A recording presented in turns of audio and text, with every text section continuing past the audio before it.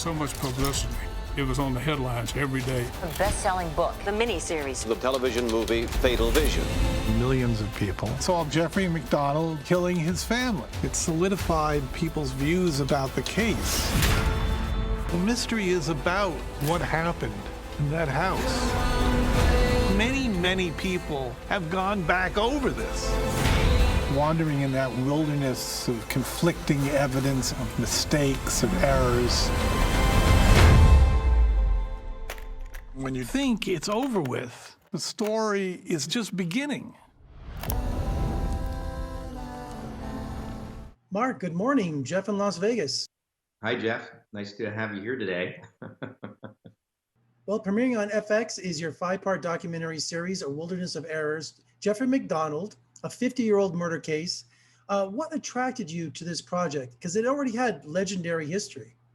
That's what attracted me to the project. I mean, there's two reasons, I think. One is this story's been told so many times from both sides, innocence and guilt.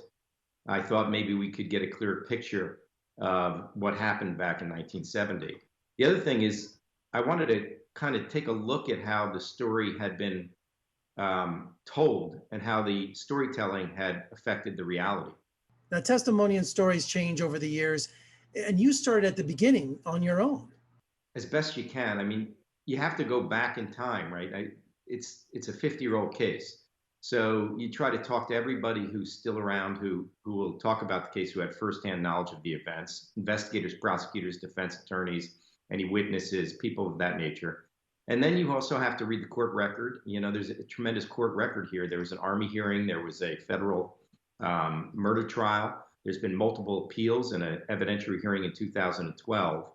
And then you've got to try to put that all into a chronology and try to figure out what happened.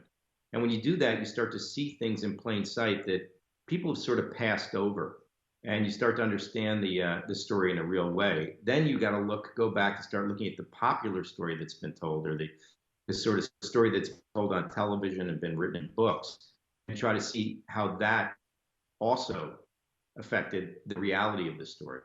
Using the book by Errol Morris, was this an essential guide for you in the series?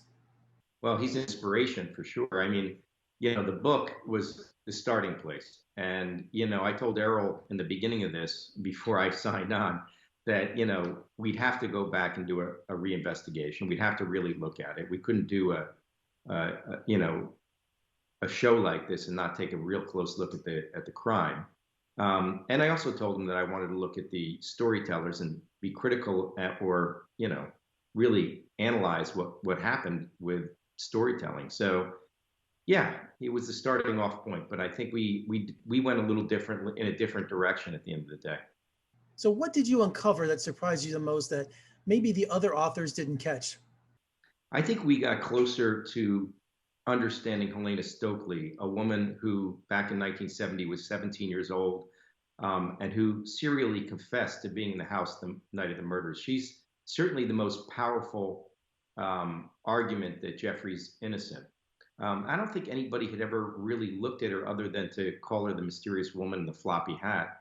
And we talked to her family. We talked to her roommate she was living with the night of the murders. And we got a good idea of her relationship with a detective down at Fayetteville named Prince Beasley, and how that relationship really dictated her end of this story. So I think that'll be really a revelation for people. Well, Mark, you've been involved with some of the greatest documentaries, Capturing the Freedmen, Catfish, and my favorite, The Jinx. Congratulations on A Wilderness of Errors, and thank you for talking to me today. Yeah, thanks for having me.